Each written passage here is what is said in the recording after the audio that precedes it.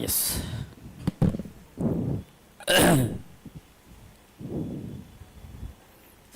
सी हम ये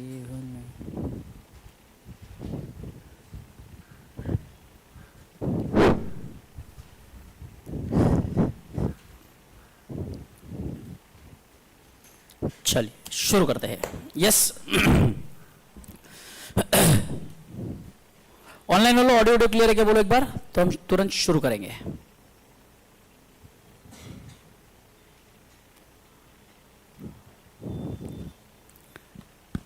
yes let's begin. हम क्या करेंगे, chapter number 2 demand and supply वाला चैप्टर पहले पूरा रिवाइज करेंगे आज के लेक्चर में, और कल फिर से हम लोग एमसीक्यूज को कवर करेंगे। डन। चलिए एक बात तो समझ गया, आपके ऊपर भरोसा रखना मेरी मूर्खता है। आप चलिए शुरू करते भाई साहब। Theory of demand and supply वाला टॉपिक हम रिवाइज कर रहे हैं। नोटबुक हम पढ़ने जितना भी नोटिंग किया है ये सारा सब कुछ आपके आंखों के सामने रखिए, ताकि बाद में फिर आप रिवीजन करेंगे तो सारी चीजें आपके सामने रहेगी, आंखों के सामने इमेज की तरह आता जाएगा, है ना। चलिए शुरू करें। आइए sir, chapter number 2 demand and supply concept हम स्टार्ट कर रहे हैं। पूरा टॉपिक हम रिवाइज करने वाले आज के सेशन में। आइए सर, सबसे पहले जब हम डिमांड एंड सप्लाई की बात करें तो डिमांड एंड सप्लाई में डिमांड एंड सप्लाई में सबसे पहले चर्चा होगी यूटिलिटी की। डिमांड एंड सप्लाई में सबसे पहले चर्चा यूटिलिटी की। क्यों सर? क्योंकि utility is the concept which forms the basis for demand. Demand का बेस ही यूटिलिटी है सर। तो आइए यूटिलिटी का मतलब समझते हैं। What is utility? Utility is a power of a commodity to satisfy human और क्या बोलते हैं उसको, want satisfying power of a commodity. Human want satisfying power of a commodity. MCQ में एक हाथ क्वेश्चन ये आ सकता है, ठीक है। जहां जहां मैं बोलूं कि ये वाला पॉइंट एमसीक्यू में आ सकता है, अपने हाथ में पेन रखिए, पेंसिल रखिए, जो भी रखिए उसको इंपॉर्टेंट मार्क कर लेना, बराबर। एग्जाम के समय पर रिवीजन में और काम आएगा कि ये पर्टिकुलर पॉइंट्स हमें देखने हैं। चलिए इसके बाद यूटिलिटी के फीचर्स देखते सर। यूटिलिटी जो है सर, सबसे पहले यूटिलिटी अगर होगी तो डिमांड होगा, यूटिलिटी नहीं है डिमांड नहीं है, इसीलिए utility forms basis of demand. दूसरा बोलता है कि रिलेटिव कॉन्सेप्ट है सर। रिलेटिव कॉन्सेप्ट है मतलब utility differs from time to time, place to place. Time to time का एग्जांपल था अपना रेनकोट्स, अम्ब्रेलाज, स्वेटर्स वगैरह, क्लाइमेट के हिसाब से उनकी यूटिलिटी होगी सर। प्लेस टू प्लेस, इसमें मैंने आपको बताया था export quality mangoes, apples from Kashmir are transported all over India and also exported. तो जगह चेंज होगी यूटिलिटी बढ़ेगी, समय चेंज होगा यूटिलिटी बढ़ेगा। Subjective concept differs from person to person, differs from person to person. Person to person फर्क पड़ता है सर। किसी के लिए वो यूटिलिटी, एक पर्टिकुलर प्रोडक्ट किसी के लिए यूटिलिटी ज्यादा हो सकती है, किसी के लिए यूटिलिटी कम हो सकती है। फिर utility is different from usefulness and satisfaction and pleasure. Usefulness different from usefulness में हमने एग्जांपल देखा था सिगरेट्स एंड अल्कोहल। लोगों उसमें यूटिलिटी मिलती तो है, लोगों को मजा तो आता है, बट इट इज हार्मफुल, है ना। ये हार्मफुल है सर, हेल्थ के लिए खराब है, but still it has utility. दूसरा हमने देखा सेटिस्फैक्शन और प्लेजर, यानी कि कुछ कुछ चीजें ऐसी होती है जो हमें कंज्यूम करनी जरूरी है, उससे यूटिलिटी मिलता है, बट उससे सेटिस्फैक्शन या प्लेजर मिलेगा ये जरूरी नहीं है सर, बराबर। तो यहां पे एग्जांपल हमने लिया था medicine and injection. Utility is ethically neutral. Utility कभी अच्छा या बुरा, गलत या सही की बात नहीं करता। यूटिलिटी कहता है कि आपकी जो वांट है वो सेटिस्फाई हो रही है, बात खत्म है सर। तो एक चक्कू की मदद से आप सब्जी भी काट सकते हो या किसी का गला भी काट सकते हो, तो it depends upon your want. तो सही या गलत आपके वांट पे डिपेंड कर रहा है, यूटिलिटी पे नहीं। चक्कू का जो काम था उसने वो किया, उसका काम काटना था, अब क्या काटना है वो आप तय करेंगे, बराबर। Utility is multipurpose, utility is multipurpose, बराबर। These are the features of utility. Types of utility में sir form utility, place utility, time utility, service utility, ये कॉन्सेप्ट डिस्कस हुए हैं। इसके ऊपर एमसीक्यू आ सकता है, इसीलिए वरना हमारे पास एक नॉलेज यूटिलिटी भी है, पोजीशन यूटिलिटी भी है, जो हम 12th स्टैंडर्ड में पढ़ के आए हैं। फॉर्म यूटिलिटी बोलता है कि अगर आप किसी का फॉर्म चेंज कर दो, यानी कि वुड को फर्नीचर में कन्वर्ट कर दो, उसकी यूटिलिटी बढ़ जाएगी सर, इसको हम कहेंगे फॉर्म यूटिलिटी। कॉटन और piece of cloth converted to shirt, उसको आपने फॉर्म चेंज कर दिया, उसकी यूटिलिटी बढ़ गई, फॉर्म यूटिलिटी।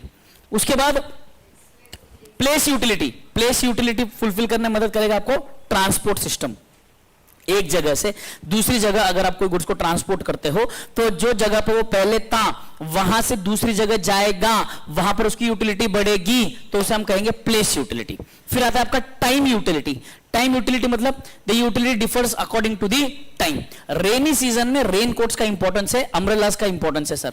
तो यहां पर ये जब तक अगला रेनी सीजन नहीं आता है तब तक हम उसे स्टोर करके रखते हैं। तो स्टोर हाउसेज या warehouses create time utility and service utilities given by professionals like chartered accountants, company secretaries, cost management accountants, doctors, engineers, architects, lawyers, etc. etc. बराबर। इसके बाद हमने देखा यूटिलिटी एनालिसिस। यूटिलिटी एनालिसिस में हमारे पास दो प्रकार के एनालिसिस है बेटे, cardinal approach, ordinal approach. Cardinal approach given by professor Alfred Marshall, ordinal approach given by professor Hicks and professor Allen. Alfred Marshall का जो कार्डिनल अप्रोच है it talks about total utility and marginal utility and law of diminishing marginal utility. But ordinal approach जो है ये indifference curve की बात करता है, बजट लाइन की बात करता है। तो यहां पर हम इनडिफरेंस कर्व और बजट लाइन का डिस्कशन नहीं करने वाले हैं क्योंकि वो हमारे सिलेबस का पार्ट नहीं है। तो हमारे सिलेबस में क्या आने वाला है sir, TU, MU and DMU. बराबर। तो आइए कार्डिनल अप्रोच में सबसे पहले कॉन्सेप्ट ऑफ यूटिलिटी में दो कॉन्सेप्ट समझते हैं sir, total utility and marginal utility. Total utility is some total of utility derived from consumption of all the units. Sum total और ऑल यूनिट्स आ गया तो समझ जाना टोटल यूटिलिटी है। क्वेश्चन में सम टोटल या ऑल यूनिट्स, इसको mark कर लो, ये एमसीक्यू में आ सकता है। ऊपर यहां पे अल्फ्रेड मार्शल को मार्क कर लो, ये भी एमसीक्यू में आ सकता है। Cardinal approach Alfred Marshall, ordinal approach Hicks and Allen, ये मार्क कर लो दोनों। हिक्स एंड एलन का तो पूछना मुश्किल है बट बाई चांस अगर आ गया एग्जाम में तो पता नहीं ना, भरोसा नहीं है। हाँ जी डन, आगे बढ़े चलिए। हाँ जी sir, cardinal done, ordinal done. Cardinal approach की बात करेंगे, total utility and marginal utility का कॉन्सेप्ट हम देखने जा रहे हैं सर। टोटल यूटिलिटी बोलता है sum total of utility derived, sum total of utility derived from consumption of all units, sum total all total utility. Additional utility derived from consumption of additional units is marginal utility. Additional marginal utility. TU या MU के ऊपर question आ सकता है, MCQ में पूछा जा सकता है कि बताइए ये टीयू है या एमयू है। डेफिनेशन देंगे, बोलेंगे क्या है टीयू, एमयू, डीएमयू क्या है, नन ऑफ द अबव। तो आपको आंसर देना। टोटल टोटल दिखा, सम टोटल टोटल दिखा टीयू, एडिशनल एडिशनल दिखा एमयू, खेल खत्म, दुकान बंद। टोटल यूटिलिटी का फॉर्मूला आता है, मैथमेटिकली रिप्रेजेंट करा जाए तो सम total of all the marginal utilities, यानी सभी यूनिट से मिलने वाले जितने मार्जिनल यूटिलिटी है उनको अगर आप टोटल कर दो तो आपको टोटल यूटिलिटी मिलेगी सर। तो TU is equal to mathematically mu of 1 unit plus mu of 2 units plus mu of 3rd unit plus mu of 4th unit plus ऐसे करते करते mu of n units। इसको शॉर्टकट में लिखा जाता है समेशन, सिग्मा साइन आता है। tu of n units is equal to sigma mu n, sigma को हम बोलेंगे समेशन, राइट। मार्जिनल यूटिलिटी का फॉर्मूला क्या है sir, marginal utility of n units is equal to total utility of n units minus total utility of n minus 1 unit. Simple. तो this utility just shows the change in total utility. अरे मतलब यहां पे अगर हम कहेंगे this is nothing but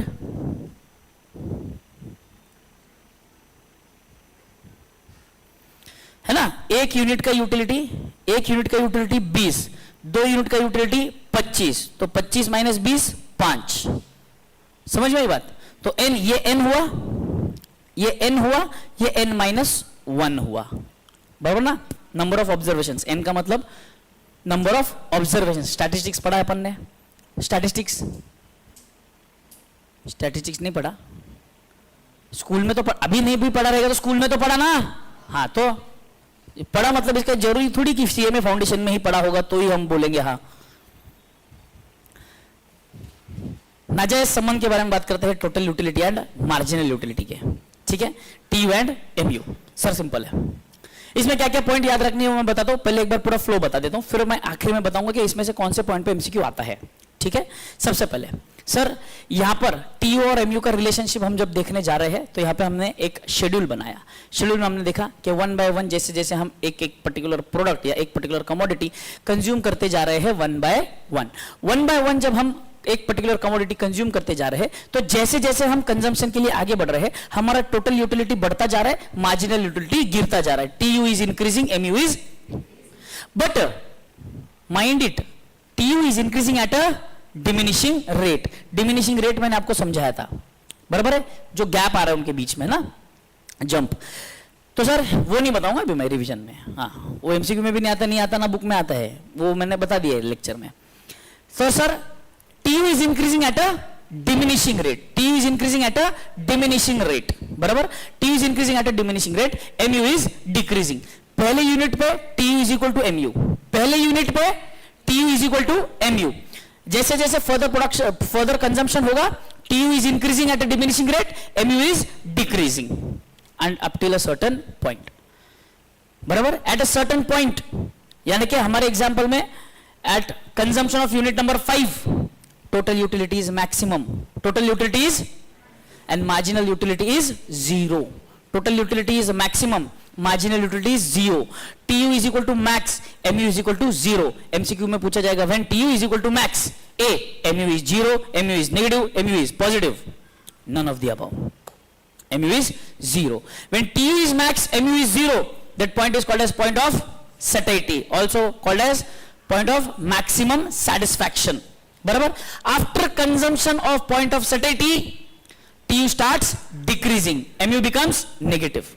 एक MCQ कहीं ना कहीं आपके MTP में वगैरह आएगा, जहां पर बोलेगा when TU is decreasing, MU is positive, MU is 0, MU is negative, none of the above. MU is, but वहां पर MTP में आंसर गलत दिया हुआ है, याद रखना. TU डिक्रीजिंग है तो MU नेगेटिव है, वहां पे answer MU is equal to 0 दिया हुआ है उन्होंने. तो ठीक है कोई बात नहीं, बट हमको पता है करेक्ट आंसर क्या है. If TU is increasing, MU is positive. TU is a maximum, MU is 0. TU is decreasing, MU is negative. याद रहेगा 3 stage. TU increasing, MU positive. TU maximum, MU 0. TU decreasing, MU negative. खेल खत्म, दुकान बंद. सारे points हमने लिख लिए थे, आगे बढ़ते हैं. Law of diminishing marginal utility.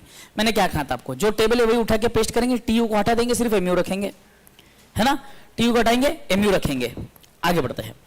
Sir diminishing marginal utility कहता है कि जैसे जैसे आप एडिशनल यूनिट्स कंज्यूम करते जाएंगे, वैसे वैसे आपका जो यूटिलिटी है, मार्जिनल यूटिलिटी है, पर यूनिट गिरता जाएगा. After every consumption your marginal utility goes on falling. Sentence learn करने की जरूरत नहीं है, स्टेटमेंट लर्न करने की जरूरत नहीं है, MCQ में स्टेटमेंट पूछने वाले. तो सर इसके अजम्पशन से कुछ, लॉ ऑफ डीएमयू का पहला अजम्पशन बोलता है रैशनल बिहेवियर. जो भी कंज्यूमर है सर, उसका बिहेवियर रैशनल होना चाहिए, ना उसने हवरा होना चाहिए, ना वो पागल होना चाहिए, इनसेन, हवराट ऐसा नहीं होना चाहिए सर, बराबर. दूसरा कार्डिनलिटी. कार्डिनलिटी मतलब ये कहता है कि हम हमारे भावनाओं को नंबर्स में व्यक्त करने की क्षमता रखते हैं. बहुत ज्यादा हिंदी होगा क्या? हम हमारी फीलिंग्स को नंबर में काउंट कर सकते हैं, सिंपल, बराबर. तो उसको हम बोलेंगे कार्डिनलिटी. तीसरा था आपका सिंगल वांट. सिंगल वांट मतलब जो कमोडिटी की हम बात कर रहे हैं उसका सिर्फ एक ही वांट है, वो एक ही वांट सेटिस्फाई करता है, एक से ज्यादा वांट सेटिस्फाई करेगा इल्ले. Reasonable size. रीजनेबल साइज मतलब जो कमोडिटी हम कंज्यूम कर रहे हैं तो वो रीजनेबल साइज का होना चाहिए. जैसे कि हम चाय पीते हैं जग में, नहीं कप में. पानी पीते हैं हम कप में, नहीं ग्लास में. दवाई पीते हैं हम, मैं नहीं पीता. सक्सेसिव कंजम्पशन मतलब consumption back to back consumption, one after the another without any break और interval. Homogeneous unit, shame shame puppy shame. बिल्कुल यूनिट्स आइडेंटिकल होने चाहिए, बिल्कुल कोई डिफरेंस नहीं होना चाहिए as with respect to size, colour, order, taste, anything, सब कुछ सेम होना मांगता. क्लियर? Homogeneous units. अजम्पशंस थे. एक्सेप्शंस पे आते हैं. एक्सेप्शन में सबसे पहला मनी. मनी एक ऐसी चीज है सर, जितना ज्यादा हम कंज्यूम करते जाते हैं उतना उसको पाने की इच्छा बढ़ती जाती है. Number 2 power. पावर अगेन क्या है सर? पावर भी चीज क्या हो जाती है? पावर भी एक ऐसी चीज है सर, जो लोगों को पावर ज्यादा मिलने लगती है तो वो ओवर पावर हो जाते हैं और अपने पावर का मिसयूज, अब्यूज करना शुरू कर देते हैं और उनको ओवर पावर चाहिए सर. हॉबीज. हॉबीज ये भी एक ऐसी चीज है सर, लॉ ऑफ डिमिनिशिंग. जैसे जैसे आप आपके हॉबी के प्रति, आप मान लीजिए जैसे बुक रीडिंग का हॉबी है, कॉइन कलेक्शन, स्टैम्प कलेक्शन, जितने ज्यादा बुक्स पढ़ते जाएंगे, जितने ज्यादा कॉइन्स कलेक्ट करते जाएंगे, जितने ज्यादा स्टैम्प्स कलेक्ट करते जाएंगे, आपकी यूटिलिटी बढ़ती जाएगी, कम नहीं होगी। माइजर्स, लिच्चड़, चिंदी, किचकट, चेंगट, जो बोलना है बोलो, वो वाले लोग माइजर्स। तो माइजर्स है, इनसे पैसा छूटता नहीं है, खर्चा करते नहीं है। एंड लास्ट में एडिक्शन, बराबर। These are exceptions. But again, लोगों का कहना है कि जितने भी exceptions है ये कोई ना कोई assumption को violate करते हैं। जैसे हम बात करेंगे money, तो money itself is not a commodity, it is a medium of exchange for the commodity. तो money को count करना ही गलत है। दूसरा बोलते हैं power, power, miser और addiction, और इनकी अगर हम बात करें तो सर यहां पर रैशनल बिहेवियर है ही नहीं ना। रैशनल बिहेवियर है क्या? वो पागलपन कर रहे हैं सर, साइको लगते हैं ये लोग, बराबर है ना। तो यहां पर रैशनल बिहेवियर नहीं है सर। अगेन एक और अजम्पशन वायलेट हो गया।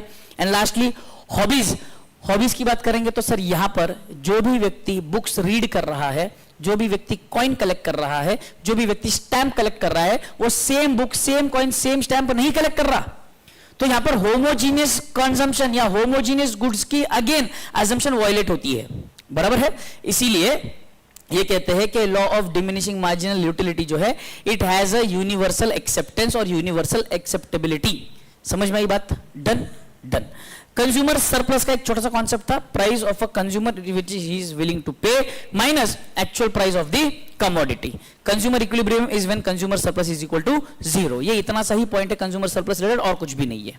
डन। ये इसको मैंने आपको फर्स्ट टॉपिक में कवर करवाया था, फर्स्ट चैप्टर में। तो यहाँ पे सिर्फ याद दिला दिया था, अपने बुक में था इसीलिए यहाँ पे वापस लिखी थी मैंने, और कुछ नहीं, बराबर। लिखा है, जगह है तो लिख लो, नई जगह है तो कोई बात नहीं, फर्स्ट चैप्टर में हमने कवर कर रखा है। आइए सर, हम अब चर्चा करेंगे डिमांड की। यूटिलिटी खत्म कर लिया सर, डिमांड पे आ रहे हैं हम लोग। डिमांड की बात करते हैं सर। डिमांड, डिमांड क्या कहता है? डिमांड है 3 चीजों से बनता है सर। डिजायर यानी कि आपकी इच्छा, दूसरा एबिलिटी टू पे यानी कि फाइनेंशियल औकात, और तीसरा विलिंगनेस टू बाय, क्या आप उतना खर्चा करने के लिए रेडी हो जितनी आपको यूटिलिटी मिल रही है, आर यू रेडी टू पे फॉर दैट। तो 3 चीजें अगर आएंगी तभी हम उसे डिमांड कहेंगे। डिजायर, एबिलिटी टू पे, विलिंगनेस टू पे, बराबर। जो भी होगा, अब यहां पर हमने एक और कॉन्सेप्ट देखा था इफेक्टिव डिमांड का, जिसको हम क्वांटिटी डिमांडेड भी कहते थे। इफेक्टिव डिमांड और क्वांटिटी डिमांडेड, ये कब होता है sir? Effective demand is said when exact the quantity, जो क्वांटिटी है ना, 3 एस्पेक्ट्स होने चाहिए इसमें। एक क्वांटिटी, दूसरा प्राइस, तीसरा टाइम।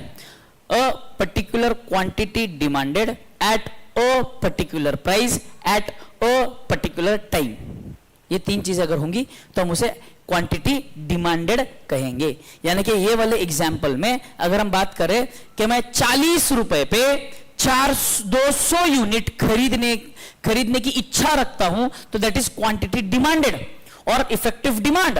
बट अलग अलग प्राइसेस पे अलग अलग क्वांटिटीज ओवर द पीरियड जो बताई जाती है, दैट इज डिमांड।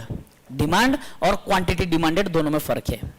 अलग अलग प्राइसेस पे अलग अलग quantities over the period is demand. Eight a particular price at a particular time a particular quantity demanded is quantity demanded, also called as effective demand. Clear है तक? आगे बढ़ू? ठीक है sir. Law of demand given by again professor Alfred Marshall. Professor Alfred Marshall का कहना है ceteris paribus, other things remaining constant, if price increases quantity demanded decreases, if price decreases quantity demanded increases. There is an inverse relationship between the price and quantity demanded. कैसा relation है sir? Inverse relation मतलब opposite direction में जाएंगे sir. Demand, inverse relationship between individual schedule और demand schedule हमने देखा। Individual schedule देख लो या मार्केट शेड्यूल देख लो, यानी कि इंडिविजुअल डिमांड देखो या मार्केट डिमांड देखो, दोनों में अगर हम ये देखेंगे ऑब्जर्वेशन से हमें ये पता चलता है कि जैसे जैसे प्राइसेस बढ़ेंगे क्वांटिटी डिमांडेड कम कम होती जाएगी सर। तो इसमें याद रखने वाली बात सिंपल इतनी ही है, जो आपका डिमांड कर्व है it is sloping downwards due to the inverse relationship of price and quantity demanded. The curve slopes downward from left to right, also called as negative slope, and the market demand curve is comparatively flatter. That's it. ये 3 point याद रखो demand curve के बारे में, इसी के ऊपर MCQ पूछा जा सकता है। बराबर। Demand curve downward sloping downward from left to right, उसको हम बोलते हैं नेगेटिव स्लोप। ये नेगेटिव स्लोप क्यों है? नेगेटिव स्लोप है क्योंकि यहां पर इनवर्स रिलेशन है between price and quantity demanded, and lastly the market demand curve is comparatively flatter. बराबर। एक और चीज मैंने लिखवाई थी पॉइंट आपको कि सर यहां पर हम प्राइस को लॉ ऑफ डिमांड के लिए, लॉ ऑफ डिमांड के for the sake of law of demand, price is considered as independent variable and quantity demanded is considered as dependent variable. तो according to the law of demand, quantity demanded changes due to the change in price. समझ में आई बात? तो exam में याद रखना, यहां पे मैंने सेंटेंस भी लिखा ना, law of demand state the relationship between price and quantity demanded. ना ना ना ना ना, क्या है? Price and quantity demanded. Exam में वो क्या देगा? Quantity demanded and price. तो ट्रू है फॉल्स है पूछेगा वो, तो बताना पड़ेगा वहां पे एमसीक्यू में। क्लियर है यहां तक? आगे बढ़ू। Factors affecting demand, factors affecting demand, factors affecting demand में एक आता है कॉन्सेप्ट डिमांड फंक्शन का। It is mathematical representation of demand and it says demand of quantity commodity X is a function of all the other factors which we are going to see. पहला आता है price of commodity, price कम quantity ज्यादा, price ज्यादा quantity कम, simple inverse relation. Price of related commodity, price of related commodity में आते हैं substitute goods and complementary goods. Substitute goods में हमने एग्जांपल लिया था कोक एंड पेप्सी का। सर कोक का प्राइस कम कर देंगे, कोक का प्राइस कम करेंगे तो पेप्सी का क्वांटिटी, पेप्सी का क्वांटिटी कम होगा। कोक का प्राइस कम हुआ ना, कोक का प्राइस कम हुआ तो पेप्सी का क्वांटिटी कम होगा, क्योंकि लोग पेप्सी पीना छोड़कर कोक पीने आएंगे। बराबर ना? तो कोक का प्राइस कम, पेप्सी का क्वांटिटी कम। कोक का प्राइस ज्यादा, पेप्सी का क्वांटिटी ज्यादा, डायरेक्ट रिलेशन। बराबर। दूसरा आता है आपका कॉम्प्लीमेंट्री गुड्स। कॉम्प्लीमेंट्री गुड्स कहता है बाइक एंड पेट्रोल। बाइक का सर प्राइस, पेट्रोल की क्वांटिटी। सर बाइक अगर सस्ती हुई तो लोग ज्यादा बाइक्स परचेस करेंगे तो ज्यादा पेट्रोल कंज्यूम होगा, तो बाइक का प्राइस कम हुआ, पेट्रोल का क्वांटिटी बढ़ गया। सर बाइक महंगी हुई तो लोग बाइक कम खरीदेंगे, इसलिए पेट्रोल कम खरीदेंगे, इसलिए बाइक का प्राइस बढ़ेगा तो पेट्रोल का क्वांटिटी कम होगा। तो कॉम्प्लीमेंट्री गुड्स के केस में the relationship is inverse relationship. Substitute goods direct relationship, complementary goods inverse relationship. Income of a consumer की बात करेंगे, इनकम बढ़ेगा क्वांटिटी डिमांडेड बढ़ेगा, इनकम गिरेगा क्वांटिटी डिमांडेड गिरेगा। Habits, taste and preferences, habits, taste and preferences की बात करेंगे तो यहां पर सर हमने चार कॉन्सेप्ट पढ़े, demonstration effect, band wagon effect, snob effect, Veblen effect. Demonstration effect बोलता है कि जब आप डेमो लेते हो, टेस्ट ड्राइव लेते हो, तो वहां पर आपकी डिमांड बढ़ती है इररिस्पेक्टिव ऑफ प्राइस। आप प्राइस देखते नहीं, आपको गाड़ी पसंद आ गई, आपने गाड़ी खरीद ली, डेमोन्स्ट्रेशन इफेक्ट। या किसी और के पास, आपके पास गाड़ी थी, आपने वो देख ली, आपने यूज करके देखी, आपको पसंद आ गई, आपने ले ली, बराबर, गाड़ी, तो उसे हम कहेंगे demonstration effect. Band wagon effect, दूसरे की देखा देखी में हम गुड्स परचेस कर रहे हैं। सर लोग आईफोन यूज कर रहे हैं, हम भी यूज करेंगे। सर केटीएम यूज कर रहे हैं, हम भी यूज करेंगे। लोग बुलेट यूज कर रहे हैं, हम भी बुलेट यूज करेंगे। Sir band wagon effect, simple.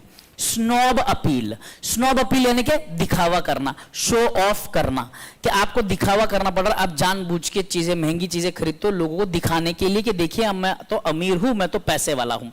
And last में आता है आपका वेबलन इफेक्ट। वेबलन इफेक्ट बात करता है मैचिंग द स्टेटस, स्टेटस को मैच करने के लिए। इसके लिए एग्जांपल दिया था मैंने आपको, शाहरुख खान सेंट्रो कार में घूमता हुआ मजा अच्छा नहीं लगेगा, और रोल्स रॉयस में घूमता हुआ अच्छा लगेगा, बराबर ना? इसीलिए अच्छा, ये जो चारों इफेक्ट्स में जो गुड्स कंसीडर किए जाते हैं, इन गुड्स को हम क्या नाम देते हैं? Conspicuous goods. क्या बोलते हैं इनको? Conspicuous goods. फिर अगला फैक्टर आता है वेदर और क्लाइमेट। ये आपके डिमांड को अफेक्ट कर सकता है। It can be called as favourable effect और अनफेवरेबल इफेक्ट। पॉपुलेशन की बात करेंगे, पॉपुलेशन बढ़ेगा क्वांटिटी डिमांडेड बढ़ेगा, पॉपुलेशन कम होगा क्वांटिटी डिमांडेड कम होगा। बट यहां पर सर सिर्फ पॉपुलेशन का साइज नहीं, तो पॉपुलेशन की डेमोग्राफी और कैरेक्टरिस्टिक्स भी अफेक्ट करते हैं, जैसे कि age ratio, sex ratio, literacy ratio वगैरह वगैरह। नेशनल इनकम ज्यादा होगा, क्वांटिटी डिमांडेड ज्यादा होगा, नेशनल इनकम कम होगा, क्वांटिटी डिमांडेड कम होगा। Simple, these are the factors affecting demand. फिर हम आए, हमने देखा अगला point, rational behind the law of demand और reason behind the law of demand to operate, और I can say the reason why the demand curve has a negative slope.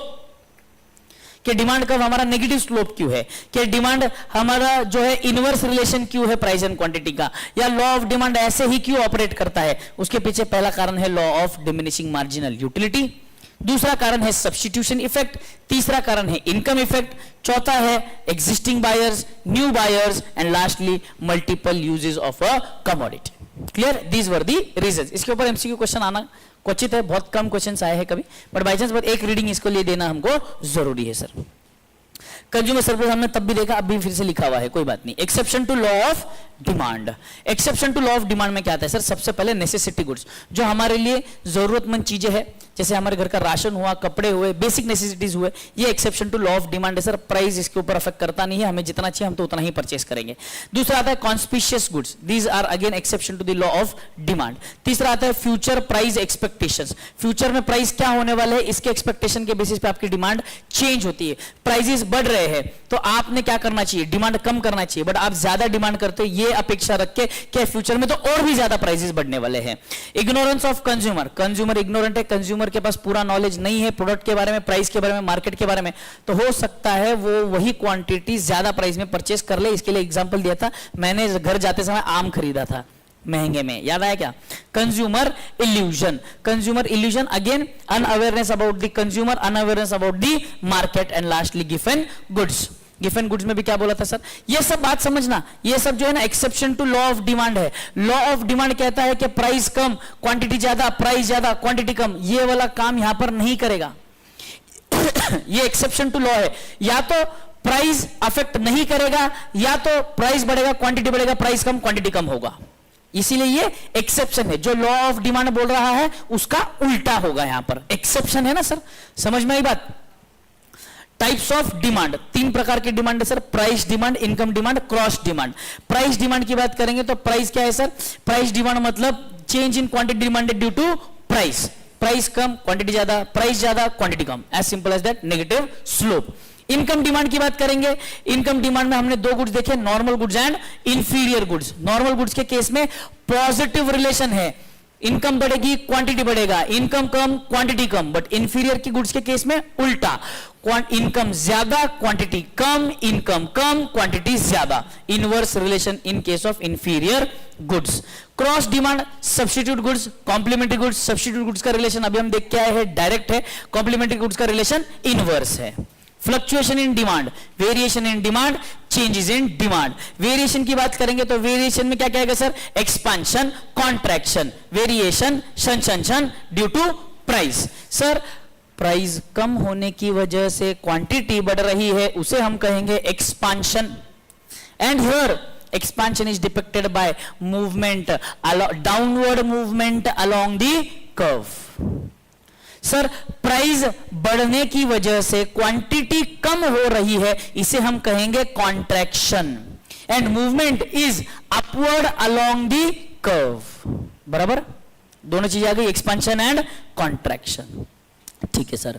फिर हमने देखा change in demand, change in demand में आता है sir increase in demand, decrease in demand. Sir variation में change in quantity demanded due to change in price, other things remaining constant. यहां पर change in demand due to change in other factors, price remaining constant. बराबर। Increase in demand, sir price उतना ही है but favourable conditions की वजह से demand बढ़ गई है, तो उसे हम कहेंगे increase, depicted bye shift of the curve towards right. बराबर। एंड डिक्रीज इन डिमांड कब आएगा सर?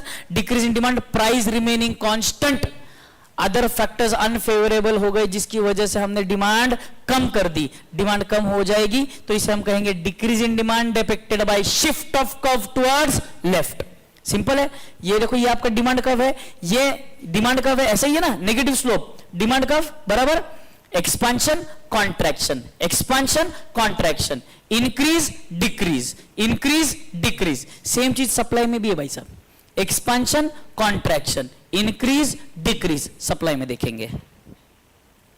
डन ना?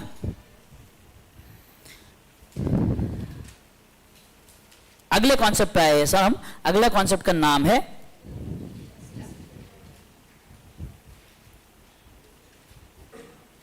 Elasticity of demand. Elasticity of demand में इलास्टिसिटी का मतलब होता है responsiveness to change, responsiveness to change. Law of demand कहता है क्वालिटेटिव कॉन्सेप्ट, वो सिर्फ आपको मूवमेंट बताता है, प्राइस कम होगा क्वांटिटी ज्यादा, प्राइस ज्यादा क्वांटिटी कम, तो इसलिए उसको क्वालिटेटिव कॉन्सेप्ट कहा गया है। क्या कहा गया है? Qualitative concept. बट इलास्टिसिटी है, ये आपको बताएगा कितना प्राइस चेंज होने से कितना डिमांड चेंज होगा। सवाल है कितना, इसीलिए इस कॉन्सेप्ट को हम क्वांटिटेटिव कॉन्सेप्ट भी कहते हैं। सवाल है, समझ में आई बात? Quantitative concept, law of demand qualitative concept, elasticity of demand quantitative concept. Elasticity of demand. Elasticity of demand can be considered as proportionate change in quantity demanded due to proportionate change in factors affecting demand. तो यहां पर हम 3 factors की चर्चा करने वाले हैं, price, income, price of related goods. सबसे पहले चर्चा आएगी हमारी प्राइस पे, बराबर। हाँ, यहां पर change is denoted by delta, triangle का साइन, बराबर। आपके मॉड्यूल में कहीं ना कहीं आपको ये डेल्टा का साइन कहीं नहीं दिखने वाला है। आपके मॉड्यूल में बहुत बार बहुत जगहों पर डेल्टा की जगह पर डी यूज किया गया है मॉड्यूल में, तो आप कंफ्यूज मत हो जाना, सर ने तो ये फॉर्मूला पढ़ाया ही नहीं था। तो वो लोग कैसे लिखते हैं? D change in quantity upon change in price, ऐसा डी क्यू डी पी लिखेंगे वो लोग। तो ये बेसिकली डी यानी कि डेल्टा। समझ में आई बात? ठीक है sir. Types of elasticity 3, price elasticity, income elasticity, cross elasticity, बराबर। प्राइस इलास्टिसिटी कहता है proportionate change in quantity demanded due to proportionate change in price. Income elasticity कहता है proportionate change in quantity demanded due to proportionate change in consumer income. Cross elasticity कहता है proportionate change in quantity demanded due to proportionate change in price of related goods. ये हुई cross elasticity, बराबर। तीनों के case में formula same लगने वाला है, जिसमें ज्यादातर आपको प्राइस इलास्टिसिटी के ऊपर एक आध न्यूमेरिकल एग्जाम में आ सकती है। न्यूमेरिकल अगर एग्जाम में आता है तो हमें फॉर्मूला क्या यूज करना है, यहां पर दिया हुआ है सर। अगर क्वेश्चन में, एग्जाम में क्वेश्चन में परसेंटेज फॉर्मेट में चेंज दिया है सर, कि change in quantity demanded is 10%, change in price is 5%, तो यहां पर फॉर्मूला कौन सा यूज करेंगे? पहला वाला, percentage change in quantity demanded upon percentage change in price, बराबर। इनकम के लिए अगर दिया होगा तो percentage change in quantity demand upon percentage change in income, और अगर रिलेटेड गुड्स का दिया होगा तो percentage change in quantity demanded upon percentage change in price of Y, बराबर। फॉर्मूला याद कैसे रखना है इसको? इसके लिए भी अपने को सीधा ये वाला फॉर्मूला याद करना है, ये तो मैंने डिराइव करके बताया था आपको। एग्जाम में वो बताएगा कि there were oranges whose price were 6 change to 10, originally they were demanded for, the quantity was 300 and now it is 200। तो उन्होंने आपको पुराना प्राइस दिया है, नया प्राइस दिया है, पुरानी क्वांटिटी दी है, नई क्वांटिटी दी है। ऐसे 4 फिगर्स अगर आपको दिए हैं तो आप ये फॉर्मूला यूज कर सकते हो, Q2 minus Q1 upon P2 minus P1 into P1 upon, simple, ये फॉर्मूला याद रखेगा। Change in demand upon change in price है ना, तो change is denoted by difference ना, new quantity minus old quantity, new price minus old price, Q2 minus Q1 upon P2 minus P1। Q के घर में झांक के कौन देख रहा है? P। Q के घर में, P के घर में झांक के कौन देख रहा है? Q। याद रखना formula, Q2 minus Q1 upon P2 minus P1 into P1 upon Q1। Exam में Q1 अपॉन P1 मत लिख देना गड़बड़ी में, ध्यान से देख के आराम से समय लेके सॉल्व करना है वाला क्वेश्चन। प्राइस इलास्टिसिटी, हमारे पास प्राइस इलास्टिसिटी में 5 प्रकार की प्राइस इलास्टिसिटी है sir. E is equal to 0, E less than 1, E equal to 1, E more than 1, E is equal to infinity, बराबर। तो यहां पर ये 5 प्रकार जो ये समझेंगे sir. Perfectly elastic demand, perfectly inelastic demand. Perfectly elastic demand में sir there is no change in price और the change in price is very negligible, but the change in quantity demanded is very high, therefore this is your elasticity is equal to infinity. Percentage change in quantity upon percentage change in price, यानी कि particular percentage या particular number upon 0 करेंगे अगर अपन, तो it is not defined in maths, that is why we take it as infinity, we take it as infinity, बराबर। Here the demand curve is parallel to X axis, demand parallel to X axis. ये लिखा है क्या अपन ने? क्या लिखा है?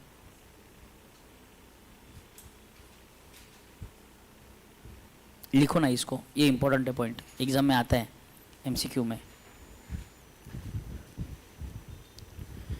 DD curve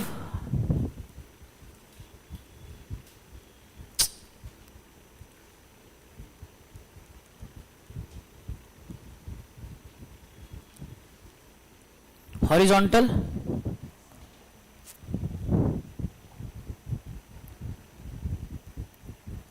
parallel to X axis, और यहां पर आप क्या लिखेंगे, डी कर्व वर्टिकल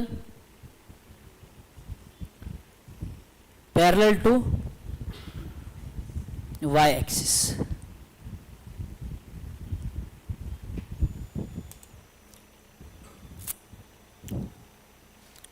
लिखा है तक सबने?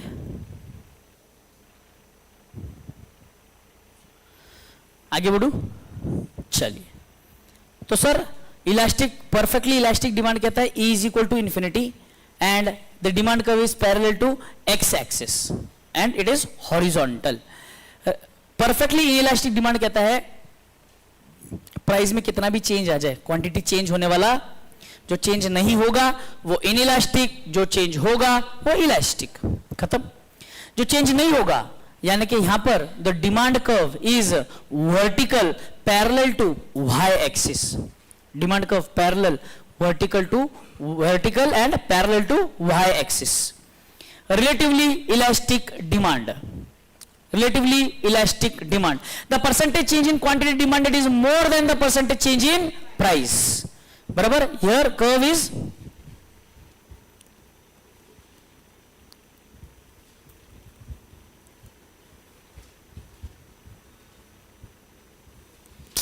क्या हो रहा है, इसको नया लाना ही पड़ेगा। Flatter, curve is flatter and यहां पर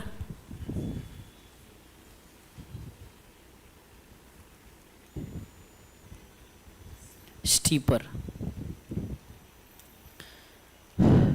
रिलेटिवली इलास्टिक डिमांड के केस में DD curve is flatter, relatively inelastic demand के केस में डीडी कर्व इज स्टीपर। तो रिलेटिवली इलास्टिक डिमांड कहता है percentage change in quantity demanded is more than the percentage change in price.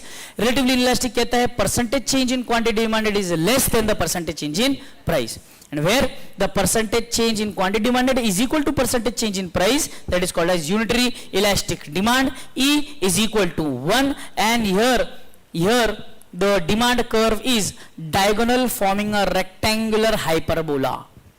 It is a diagonal forming rectangular hyperbola. Clear है? Done. Income elasticity की बात करेंगे sir. Income elasticity में positive income elasticity, negative income elasticity, zero income elasticity. इसका मैंने detail में explanation दिया था, अभी रिवीजन ले रहा हूं तो इसीलिए यहां पे मैं डिटेल में नहीं जा रहा हूं। पॉजिटिव में क्या बोल रहा है, इनकम बढ़ेगा क्वांटिटी बढ़ेगा। नेगेटिव में क्या बोल रहा है, इनकम बढ़ेगा क्वांटिटी कम, इनकम कम क्वांटिटी ज्यादा। जीरो इनकम इलास्टिसिटी में चाहे कितनी भी इनकम हो जाए आपकी, आपका डिमांड उतना ही रहेगा। तो जीरो इनकम इलास्टिसिटी में एग्जांपल के लिए आ जाता है आपका मेडिसिन या सॉल्ट, बराबर। तो कितनी भी प्राइस चेंज हो जाए, कुछ भी हो जाए, इनकम कितनी भी हो जाए, आप मेडिसिन उतना ही कंज्यूम करेंगे, सॉल्ट उतना ही कंज्यूम करेंगे। Zero income elasticity. Inferior goods के केस में नेगेटिव इनकम इलास्टिसिटी आती है, इनकम बढ़ेगी क्वांटिटी कम, इनकम कम क्वांटिटी ज्यादा। एंड लास्ट में पॉजिटिव इनकम इलास्टिसिटी में मैंने आपको बताया दो प्रकार के हैं, एक है positive more than one, positive less than one. Positive more than one is for luxury goods, positive less than one is for necessity goods और नॉर्मल गुड्स भी बोल सकते हैं इनको हम, नेसेसिटी गुड्स को नॉर्मल गुड्स भी बोल सकते हैं, ठीक है। ये actual income elasticity of demand है, बट हमारी इंस्टीट्यूट क्या करती है, income elasticity of demand, price elasticity of demand, same same पप्पी same. Change in percentage change in quantity demanded, percentage change in quantity demanded is more than the percentage change in income, relatively elastic income. Percentage change in quantity demanded is less than the percentage change in income, relatively inelastic income demand. Sir, जो change in demand is very high without any change in income, income में change नहीं है, demand में बहुत ज्यादा change है, perfectly elastic income demand. Sir income में कितना भी चेंज हो जाए डिमांड में चेंज नहीं आता, इसको इंस्टीट्यूट कहती है परफेक्टली इनइलास्टिक इनकम डिमांड। समझ में आया? जैसा प्राइस का वैसा इनकम का, सेम सेम कॉपी पेस्ट, समझ में आई बात? 100%। एंड वैसे ही unitary income elastic demand, percentage change in quantity demanded is equal to percentage change in income. खेल खत्म, दुकान बंद। आगे बढ़े, ये पॉइंट्स मैंने यहां पे लिखवाए थे आपको, बराबर ना? Cross elasticity of demand, cross elasticity of demand में सब्स्टिट्यूट गुड्स आते हैं, कॉम्प्लीमेंट्री गुड्स आते हैं। सब्स्टिट्यूट गुड्स का रिलेशन पॉजिटिव है, कॉम्प्लीमेंट्री गुड्स का रिलेशन नेगेटिव है। खेल खत्म, दुकान बंद। परफेक्ट सॉरी सब्स्टिट्यूट गुड्स की केस की बात करेंगे तो हमारे पास 4 सिचुएशन आते हैं। परफेक्ट सब्स्टिट्यूट, को substitute, not close, unrelated goods. यहां पर अनरिलेटेड गुड्स के ऊपर आपको बाय चांस एमसीक्यू आ सकता है, बाकियों पे आज तक कभी भी इंस्टीट्यूट ने एक भी एमसीक्यू पूछा नहीं है। तो परफेक्ट सब्स्टिट्यूट कब होगा? इन केस ऑफ परफेक्ट सब्स्टिट्यूट के केस में इनफाइनाइट इलास्टिसिटी है। क्लोज सब्स्टिट्यूट के केस में कॉफी एंड टी का एग्जांपल दिया था मैंने, E is greater then 1।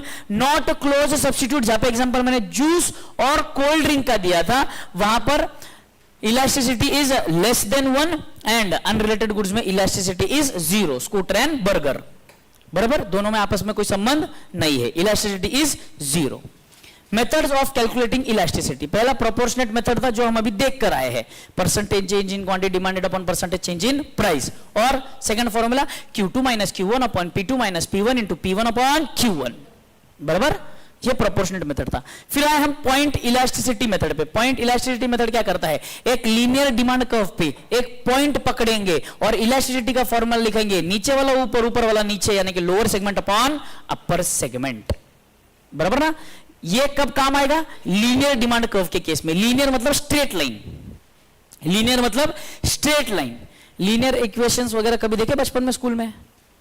Linear equations, ऐसे 2 इक्वेशन बनाते थे, एक्स और वाई कोऑर्डिनेट निकालते थे, फिर वो मैक्सिमाइजेशन फंक्शन, मिनिमाइजेशन फंक्शन, ऐसा एक लाइन बन गया, ऐसा एक लाइन बन गया, ऐसा एक लाइन बन गया, फिर आप इस जो आपका सोल्यूशन होता था उस एरिया को आप शेडिंग करते थे, ऐसे ऐसे ऐसे। कुछ किया था स्कूल में ऐसा, है ना? लीनियर प्रोग्रामिंग, उसको बोलते थे। लीनियर प्रोग्रामिंग कब आता है? जब आप किसी भी लाइन का, ये लाइन का एक इक्वेशन होता है, y is equal to a plus B X, regression equation पढ़ेंगे अभी आप मैथ्स में, स्टैट्स में। ये चीज मैं आपको वापस सीए में, इंटर ग्रुप 2 में, ओएम में पढ़ाऊंगा, तो यहां पर ध्यान से पढ़ के आना, वहां पर मैं डिटेल में नहीं पढ़ाते बैठूंगा हर चीज, है ना? यस, आगे बढ़े, चलिए। हाँ जी, कहां थे हम? Yes, lower segment upon upper segment, बराबर। अगर जो पॉइंट है, पॉइंट बिल्कुल y एक्सिस पर है, पॉइंट बिल्कुल y एक्सिस पर है, तो lower segment upon upper segment करेंगे, आपको आंसर मिलेगा इन्फिनिटी, बराबर। 20 डिवाइडेड बाय 0 किया था अपन ने एग्जांपल के लिए यहां पे, बराबर। फिर अगर आपका पॉइंट C पे है, तो पॉइंट सी पे अगर है ना, ध्यान से सुनना, यहाँ पे ये मैंने क्या बोला था, 20 सेंटीमीटर, 5 5 5 5, कैलकुलेशन इजी करने के लिए, बराबर। अगर इस पॉइंट की बात करेंगे तो क्या होगा, 15/5 ग्रेटर देन 1। यहां पे अगर पॉइंट है 10/10, 10/10, E इज इक्वल टू 1। यहां पे अगर पॉइंट है तो 5/15, 0.33, लेस देन 1, रिलेटिवली इनइलास्टिक। यहां पे अगर पॉइंट है तो 0/20 equal to 0, perfectly inelastic demand. खेल खत्म, दुकान बंद। सिर्फ याद क्या रखना है इसमें, this method is used when very small change, elasticity हमको पता करना है at very small change. Mid point elasticity, ये आर्क इलास्टिसिटी मेथड भी बोली जाती है, मतलब बेसिकली यहां पे हम एवरेज के बेसिस पे डिमांड इलास्टिसिटी कैलकुलेट करते हैं। एवरेज के केस में तो यहां पे सिर्फ हमको याद रखना है क्या, फॉर्मूला। फॉर्मूला क्या है, Q2 minus Q1 upon Q2 plus Q1 into P2 plus P1 upon P2 minus P1, minus upon plus into plus upon minus. Q2 minus Q1 upon Q2 plus Q1 into P2 plus P1 upon P2 minus P1। Regular में मैंने आपको detail में बताया कि ये कहां use होता है, बराबर ना, जहां पे आपको सेम इलास्टिसिटी के, सेम कमोडिटी के, सेम प्राइस चेंज पे आपको 2 अलग आंसर मिलते हैं, तब आप ये वाला पॉइंट यूज करते हो, बराबर। आइए आगे बढ़ू। Total outlay method, total outlay method या रिलेशनशिप विद टोटल रेवेन्यू, दोनों की बात करेंगे, दोनों की बात सेम सेम पप्पी सेम। सिर्फ ध्यान देना, बात सुनो। ये देखो, ये प्राइस था, ये एक्सपेंडिचर या रेवेन्यू था। सर प्राइस कम, एक्सपेंडिचर ज्यादा, इलास्टिक डिमांड। प्राइस ज्यादा, एक्सपेंडिचर कम, इलास्टिक डिमांड। प्राइस ज्यादा, एक्सपेंडिचर ज्यादा, प्राइस कम, एक्सपेंडिचर कम, inelastic demand. Expenditure fix, price कितना भी कम ज्यादा हो जाए, यूनिटरी इलास्टिक डिमांड।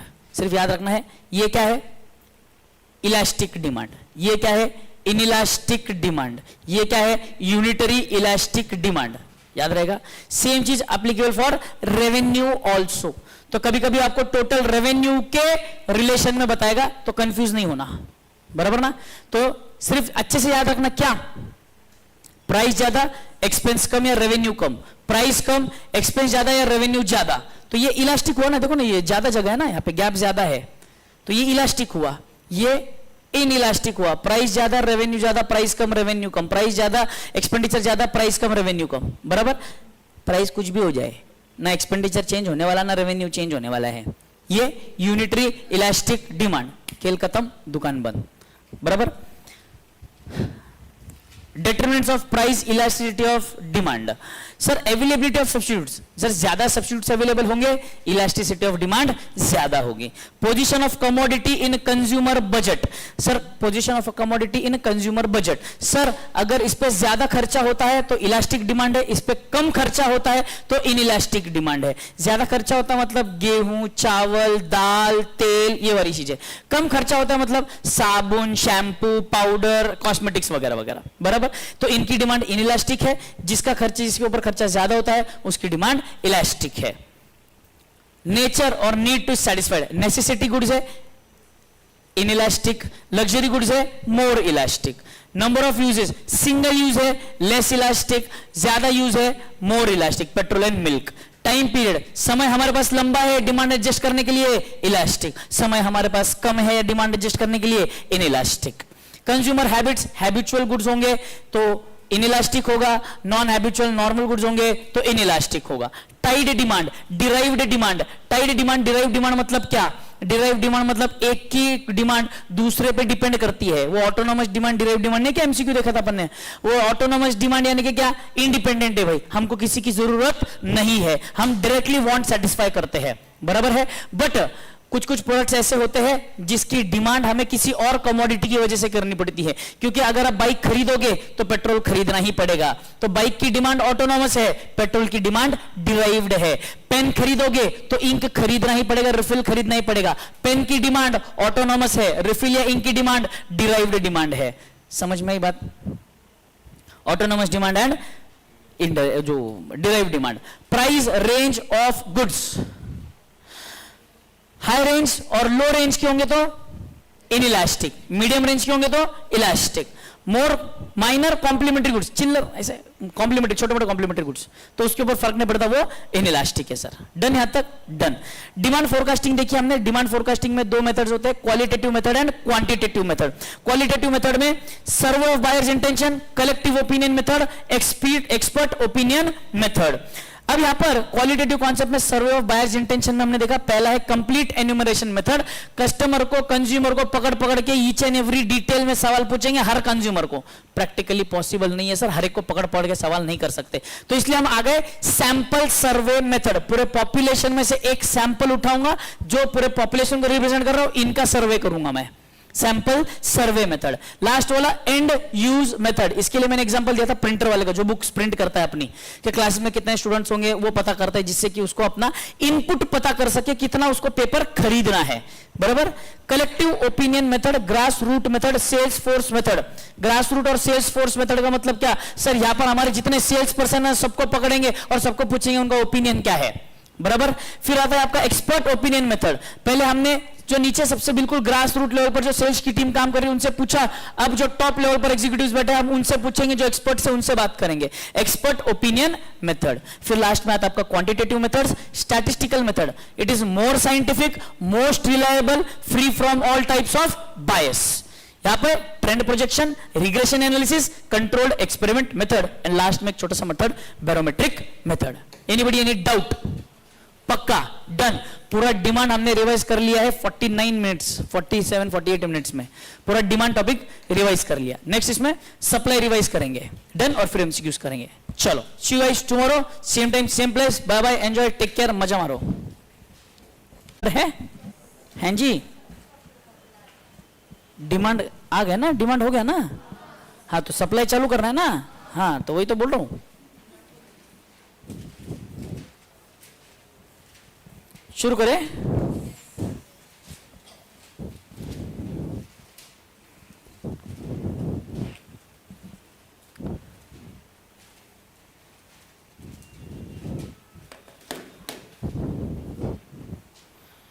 चल शुरू कर रहे भाई साहब। तो पेन कुड़े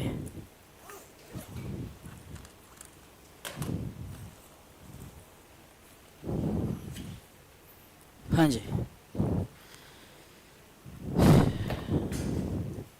supply is where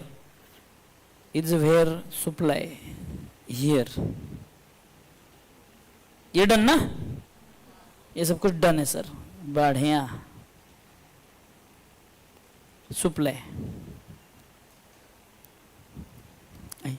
supply revise करेंगे, फिर एमसीक्यूज पे जाएंगे। चलिए शुरू करें।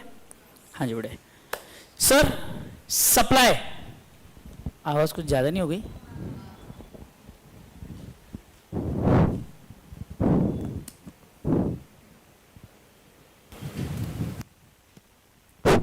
अब ठीक है।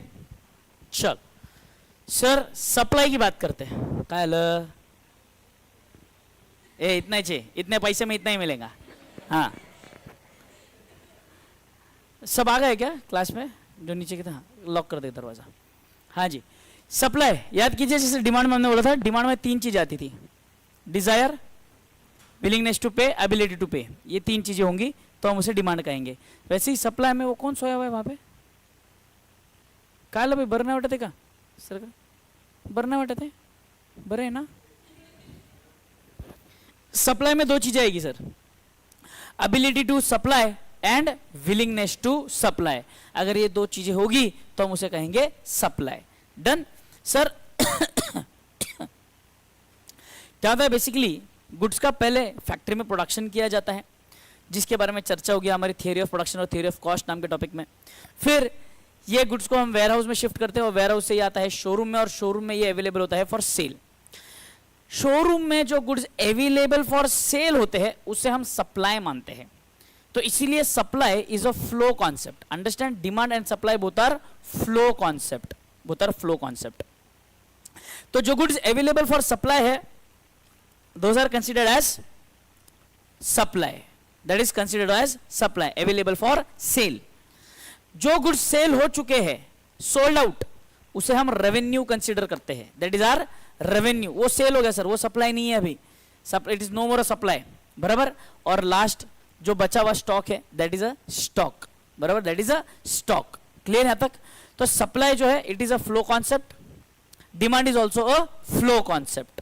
ठीक, फिर हमने लॉ ऑफ सप्लाई देखा, सेट्रिस पेरिबस, अल्फ्रेड मार्शल कहते हैं प्राइस बढ़ेगा सप्लाई बढ़ेगा, प्राइस कम सप्लाई कम। क्योंकि ये वाला जो कॉन्सेप्ट है बेटे, ये सप्लायर के पॉइंट ऑफ व्यू से है। डिमांड जो हमने देखा वो कंज्यूमर के पॉइंट ऑफ व्यू से था, ये सप्लायर के पॉइंट ऑफ व्यू से चलेगा। तो प्राइस बढ़ेगा, क्वांटिटी बढ़ेगा, प्राइस कम, क्वांटिटी कम। If price of a commodity rises, the quantity supply increases. If a price of a commodity falls, the quantity done. The relation between the price and quantity supplied is direct. यहां पे कौन सा relation है sir? Direct relation है sir.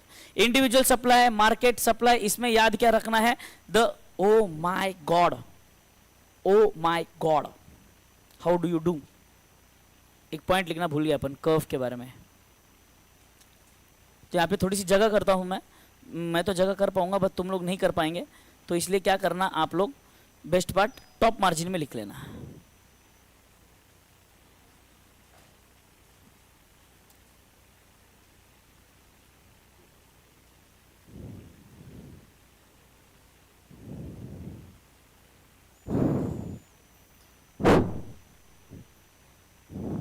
Top margin में लिख लेना।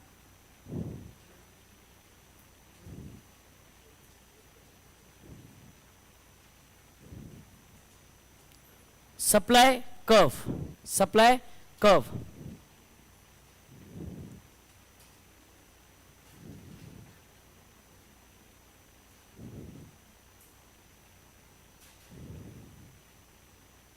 sloping upward from left to right, also called as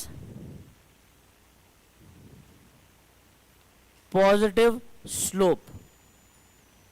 ये पॉजिटिव स्लोप क्यों है? Due to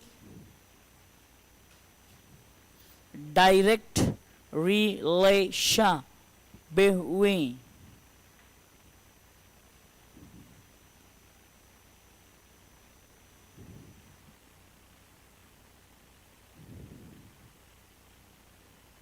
price of the commodity and quantity supplied, ये दोनों के बीच में डायरेक्ट रिलेशन है, इसीलिए जो सप्लाई कर्व है हमारा ये पॉजिटिव स्लोप है, it is moving upward from left to right.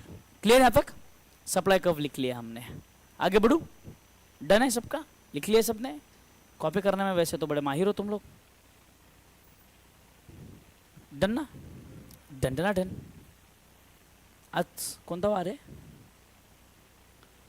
गुरुवार, शुक्रवार है उद्या, ठीक है चलो देखते हैं। डन डना डन एवरीबडी, डन डना डन। आगे बढ़ू, चलिए sir determinants of supply, again supply function, supply नहीं हुआ अगेन। एक काम करना, फोटो ले लेना क्या चेक। ये वाला टीवी क्यों बंद है? ये वाला भी टीवी चालू करने का ना, यहाँ पे दिखता है ना। सोसेकी एक रवमादिरी हुंटाड़े ना समय, वो भी चालू है, ये भी चालू है, बढ़िया। हाँ मैडम की कितनी दूरदृष्टि है, देखो पास का टीवी छोड़ के दूर की टीवी का फोटो ले रही है। आया नहीं अभी तक? ठीक है अब आएगा, अब तो पक्का आएगा। सर सेंड द पीडीएफ, नहीं बेचता जा। आगे आता है? नहीं आया अभी तक, गेलो उड़त, इधर ध्यान दो। हाँ चलो determinants of supply, determinants of supply की बात करते हैं। डिटरमिनेंट्स ऑफ सप्लाई यानी कि फैक्टर्स अफेक्टिंग सप्लाई, ठीक है। आज था पाटीदार, टेंशन मत लो मैं भेज दूंगा, मजाक में बोला मैंने। डिटरमिनेंट्स ऑफ, नहीं वो राज सर को कंप्लेंट कर रहे, तेजस सर नोट्स नहीं दे रहे। डिटरमिनेंट्स ऑफ सप्लाई में सबसे पहला है price of the commodity. Price of the commodity हमने देखा डायरेक्ट रिलेशन है सर, प्राइस बढ़ेगा क्वांटिटी सप्लाइड बढ़ेगा, प्राइस कम quantity supplied come. Price of related commodity याद करो, वहां पर सब्स्टिट्यूट गुड्स और कॉम्प्लीमेंट्री गुड्स वहां पर भी थे, यहां पर भी है। वहां पर सब्स्टिट्यूट गुड्स का रिलेशन डायरेक्ट था, यहां पर सब्स्टिट्यूट गुड्स का रिलेशन इनवर्स है। वहां पर कॉम्प्लीमेंट्री गुड्स का रिलेशन इनवर्स था, यहां पर कॉम्प्लीमेंट्री गुड्स का रिलेशन डायरेक्ट है। ये याद रखना ध्यान से, है ना। नहीं याद आया तो अपना एग्जाम्पल देखने का, एग्जाम्पल से याद कर लेने का। आगे बढ़ू, price of the factors of production. Sir factors of production यानी कि इनपुट का खर्चा ज्यादा लगेगा तो हमारा सप्लाई भी, उसमें हमारा प्रॉफिट कम होगा तो सप्लाई हम कम करेंगे। सप्लाई बढ़ने के पीछे का एक सिंपल कारण होता है, एक सिंपल मोटिव होता है, ज्यादा से ज्यादा प्रॉफिट। ज्यादा प्रॉफिट होगा तो मैं सप्लाई ज्यादा करूंगा, कम प्रॉफिट होगा तो मैं सप्लाई कम करूंगा। तो कॉस्ट ऑफ प्रोडक्शन अगर बढ़ेगा तो मेरा प्रॉफिट कम होगा तो मैं सप्लाई भी कम करूंगा। कॉस्ट ऑफ प्रोडक्शन कम होगा, मेरा प्रॉफिट बढ़ेगा, मैं सप्लाई बढ़ाऊंगा। बराबर। फैक्टर्स ऑफ प्रोडक्शन में लैंड, लेबर, कैपिटल, एंटरप्रेन्योर, ये चारों का डिटेल डिस्कशन अपन देखने वाले हैं नेक्स्ट टॉपिक में, थियरी ऑफ प्रोडक्शन में। स्टेट ऑफ टेक्नोलॉजी, पुरानी टेक्नोलॉजी है सप्लाई कम है, नई लेटेस्ट टेक्नोलॉजी है सप्लाई ज्यादा होगी। गवर्नमेंट पॉलिसीज, टैक्सेस ज्यादा होंगे सप्लाई कम होंगे, सब्सिडी ज्यादा होंगे सप्लाई ज्यादा होंगे। फ्यूचर प्राइस एक्सपेक्टेशन, अगर प्राइस मुझे लगता है कि फ्यूचर में बढ़ने वाला है और ज्यादा बढ़ने वाला है, तो अब प्राइस बढ़ रहा है फिर भी मैं क्वांटिटी सप्लाइड कम करता हूं ताकि मैं फ्यूचर में और ज्यादा महंगे में बेच सकूं और ज्यादा प्रॉफिट कमा सकूं। नंबर ऑफ सेलर्स, ज्यादा सेलर्स होंगे सप्लाई ज्यादा होगा, सेलर कम होंगे सप्लाई कम होगा। Other factors are industrial policies, trade policies, foreign trade policies, government policies वगैरह वगैरह। फ्लक्चुएशन इन सप्लाई हमने देखा था, variation in supply and changes in supply. Variation, शन शन शन, कॉन्ट्रैक्शन, एक्सपांशन। यहाँ पे ये डिमांड कर्व था, ये सप्लाई कर्व है, बराबर। Supply curve, expansion, contraction, expansion, contraction. Supply, expansion in supply क्या बोलता है? There is an increase in quantity supplied due to increase in the price. Expansion, price बढ़ेगा क्वांटिटी बढ़ेगा, प्राइस बढ़ेगा क्वांटिटी बढ़ेगा। प्राइस कम क्वांटिटी कम, प्राइस कम क्वांटिटी कम, प्राइस कम क्वांटिटी कम, मतलब कॉन्ट्रैक्शन, बराबर। एक्सपांशन के केस में the movement is along the demand curve, upward movement along the demand curve. Contraction के केस में downward movement along the demand curve. तो प्राइस गिरने की वजह से सप्लाई गिर रहा है तो contraction is downward movement along the supply curve, upward movement along the supply curve. ये हुआ एक्सपांशन एंड कॉन्ट्रैक्शन। चेंजेस, यहां पर क्या था? Other factors remaining constant. Increase, change में क्या आएगा? Increase, decrease due to other factors, price remaining constant. अब प्राइस रिमेनिंग कांस्टेंट है तो सर प्राइस कांस्टेंट रहेगा तो ये सप्लाई कर्व है आपका। अदर फैक्टर्स, फेवरेबल फैक्टर्स की वजह से सप्लाई बढ़ेगा तो shift of curve towards right, shift of curve towards right, बराबर। एंड अगर अदर फैक्टर्स अनफेवरेबल है जैसे गवर्नमेंट ने मैगी को बैन कर दिया तो हमारा सप्लाई कम हो गया, बराबर, प्राइस तो उतना ही है सर, तो this is decrease in supply, shift of curve towards left, बराबर यहां तक। तो ये रहा आपका एक्सपांशन कॉन्ट्रैक्शन डिमांड का, ये रहा आपका एक्सपांशन कॉन्ट्रैक्शन सप्लाई का, ये रहा increase in demand decrease in demand, ये रहा increase in supply decrease in supply. खेल खत्म, दुकान बंद। आगे बढ़े। Elasticity of supply Shem shame puppy Shem, demand का उठाने का कॉपी, यहां पे करने का पास्ते, बराबर। तो परफेक्टली इलास्टिक सप्लाई क्या बोलता है सर, प्राइस में चेंज नहीं आएगा, सप्लाई बहुत ज्यादा चेंज होगा, perfectly elastic supply. E is equal to infinity, parallel to X axis, supply curve is parallel to X axis. Perfectly inelastic supply, perfectly inelastic supply, sir price में कितना भी change आ जाए supply में change आने वाला नहीं है, तो ये होगा perfectly inelastic supply, E is equal to 0, supply curve parallel to y axis vertical, बराबर। लिखूं क्या अभी, ये भी यहां पे ये भी लिख देते हैं, हॉरिजॉन्टल वर्टिकल लिखा है क्या, हाँ फिर ठीक है, फिर छोड़ दो, हाँ ये रहा ना, horizontal parallel to quantity axis also called as X axis. Here supply curve is vertical and parallel to y axis.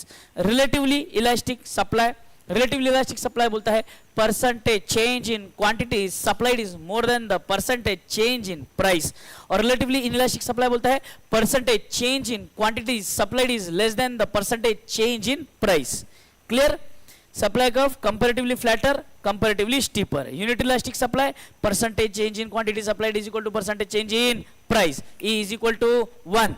तो यहाँ पर रेक्टेंगुलर हाइपरबोला का कोई कॉन्सेप्ट नहीं है, रेक्टेंगुलर हाइपरबोला का कॉन्सेप्ट यूनिटरी इलास्टिक डिमांड में है ना। एग्जाम में बाई चांस यूनिटरी इलास्टिक देखा, हाइपरबोला टिक करके मत आ जाना, एग्जाम में गड़बड़ हो सकती है। एग्जाम में क्वेश्चन में अगर उसने बोल दिया कि यूनिटरी इलास्टिक सप्लाई, हाइपरबोला टिक नहीं करना, सप्लाई का हाइपरबोला का कोई संबंध नहीं है। Determinants of elasticity of supply, substantial increase in cost of production by increase in production, अगर प्रोडक्शन बढ़ाने से खर्चा बहुत ज्यादा बढ़ेगा तो इनइलास्टिक सप्लाई, प्रोडक्शन बढ़ाने का खर्चा ज्यादा नहीं लगेगा तो इलास्टिक सप्लाई। यहाँ पे एग्जांपल मैंने बाइक और एयरक्राफ्ट का दिया था, बराबर है। हम एक समय पे प्रोडक्शन बढ़ाने के लिए 5000 बाइक का प्रोडक्शन बढ़ा सकते हैं, एयरक्राफ्ट ऐसे नहीं बढ़ेगा। एक एयरक्राफ्ट का प्रोडक्शन बढ़ाने के लिए हमको 700 से 800 करोड़ रुपए खर्च करने पड़ेंगे, बराबर है। तो उसका सप्लाई इनइलास्टिकेशन। टाइम पीरियड, हमारे पास समय बहुत है, बहुत ज्यादा लंबा समय है, इलास्टिक सप्लाई, समय कम है, inelastic supply. Level of operation, अगर आप फुल कैपेसिटी पे काम कर रहे हो तो इनइलास्टिक होगा क्योंकि आप सप्लाई चेंज नहीं कर पाएंगे। अगर आप फुल कैपेसिटी से कम पे काम कर रहे हो तो जब चाहे तब अपन कैपेसिटी बढ़ा के अपना सप्लाई बढ़ा सकते हैं, इसीलिए वो इलास्टिक है। Applicability of availability of raw material, raw material अगर चीपली रेडीली अवेलेबल है तो उसका सप्लाई इलास्टिक है। बट जहां पर रॉ मटेरियल इजीली अवेलेबल नहीं है, उसके लिए मशक्कत करनी पड़ती है, मेहनत करनी पड़ती है, रॉ मटेरियल अवेलेबल करने के लिए समय लगता है, तो उसे हम कहते हैं इनइलास्टिक। वहां पर उस सिचुएशन में रहेगा सप्लाई इनइलास्टिक और less elastic. Availability of stock, stock ज्यादा है सप्लाई इलास्टिक होगा, स्टॉक कम है सप्लाई इनइलास्टिक होगा या लेस इलास्टिक होगा। Availability of substitutes of factor inputs, factor inputs, inputs के सब्स्टिट्यूट्स अगर अवेलेबल है, मतलब इनपुट यानी कि रॉ मटेरियल का कोई सब्स्टिट्यूट अवेलेबल है, अगर वो इडली आटे का एग्जांपल दिया था मैंने आपको, याद है क्या? एक कंपनी 2-3 जगह से इडली आटा खरीदता है तो उसके पास सब्स्टिट्यूट्स अवेलेबल है, ये नहीं तो वो नहीं तो वो, बराबर है। तो यहां पर सप्लाई इलास्टिक होगा, बराबर है। अगर इनपुट्स अवेलेबल नहीं है, एक के ही ऊपर ही हम डिपेंडेंट है, तो हमारा सप्लाई इनइलास्टिक होगा। प्राइस इक्विलिब्रियम हमने देखा बेटे, प्राइस इक्विलिब्रियम में डिमांड एंड सप्लाई दोनों को हमने ड्रॉ किया, जहां पर डिमांड एंड सप्लाई को इंटरसेक्ट करते हैं वो हमारा इक्विलिब्रियम पॉइंट होता है। द इक्विलिब्रियम पॉइंट के ऊपर वाला जितना जो एरिया है वहां पर अगर आप समझेंगे, यहां पर इस एरिया में बेटे डिमांड कम है सप्लाई ज्यादा है, तो इसे हम क्या कहेंगे, इस फेज को कहते हैं हम सरप्लस, इस फेज को हम क्या कहते हैं सरप्लस। और इससे क्या होता है, प्राइस के ऊपर प्रेशर आता है, डाउनवर्ड प्रेशर, प्राइस को गिरने पे मजबूर करता है। दूसरा scenario below the equilibrium price यानी कि शॉर्टेज, यहां पर सर सप्लाई कम है डिमांड ज्यादा है, तो यहां पर जो प्राइस पे प्रेशर होगा वो क्या होगा, अपवर्ड, प्राइस को ऊपर की तरफ ढकलेगा, बराबर है। तो इक्विलिब्रियम प्राइस या equilibrium point is a point at which buyer और seller both agree for the price and quantity. तो this is equilibrium price, this is equilibrium quantity. बराबर, ये समझने के बाद हमने change in equilibrium price and change in equilibrium quantity समझा था। चेंज इन इक्विलिब्रियम प्राइस में फिर से एक बार याद दिला दूं मैं आपको, ये है आपका डिमांड कर्व, ये है इंक्रीज, ये है डिक्रीज, ये है आपका सप्लाई कर्व, ये है इंक्रीज, ये है डिक्रीज। बराबर, अब यहां पर हमारे एग्जाम में एमसीक्यू में क्वेश्चन कैसे आ सकते हैं, क्वेश्चन पूछा जा सकता है कि डिमांड कांस्टेंट है, सप्लाई इंक्रीज हो रहा है, तो हम क्या करेंगे सर? हम कुछ नहीं करेंगे सर, ये हम लोग एक ग्राफ बनाएंगे, ये डिमांड कर्व बनाएंगे, ये सप्लाई कर्व बनाएंगे। कहता है इंक्रीज इन सप्लाई है, कर्व यहां पर बना दो, चेक करो नया प्राइस नया क्वांटिटी क्या है। बराबर, या अगर उसने कहा है कि सर डिक्रीज इन सप्लाई है, ये ओरिजिनल सप्लाई है, ये डिक्रीज कर दिया हमने सप्लाई को, ये आपका नया इक्विलिब्रियम आ गया, तो आपका पॉइंट यहां से प्राइस बढ़ गया है और क्वांटिटी कम हो गया है। बराबर ना? अगर मान लो उसने कहा है कि सर ये डिमांड ये सप्लाई, कहता है डिमांड कम हो गई है, decrease in demand, supply is constant, तो सप्लाई कांस्टेंट रखेंगे, डिमांड को डिक्रीज करेंगे मतलब लेफ्ट की तरफ शिफ्ट करेंगे। ये आपका ओरिजिनल इक्विलिब्रियम, ये आपका नया इक्विलिब्रियम, प्राइस भी कम हुआ, क्वांटिटी भी कम हुआ। बराबर, ये ओरिजिनल अगेन, उन्होंने कहा इस बार डिमांड इंक्रीज हुआ है, डिमांड अगर इंक्रीज हुआ तो demand curve will shift towards right, shift towards right हो गया तो ये आ गया, ये आ गया, प्राइस बढ़ गया, क्वांटिटी भी बढ़ गया। Any doubt in their? बराबर, ये एमसीक्यू क्वेश्चन में आ सकता है, ये इंपॉर्टेंट है बेटे। डन है ना? सिंपल है, पांचट एकदम। यही सब चीजें अपन ने दोनों केसेस यहाँ पे लिख ली है। आगे आइए एमसीक्यू सॉल्व करते हैं, खेल खत्म करते हैं और कल इसके ऊपर टेस्ट देते हैं। एक घाव दो टुकड़ा।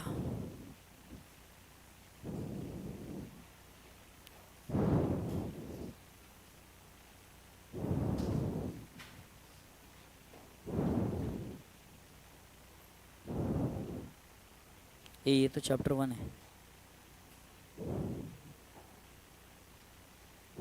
बोलो इतने कम एमसीक्यूज कहाँ जाए?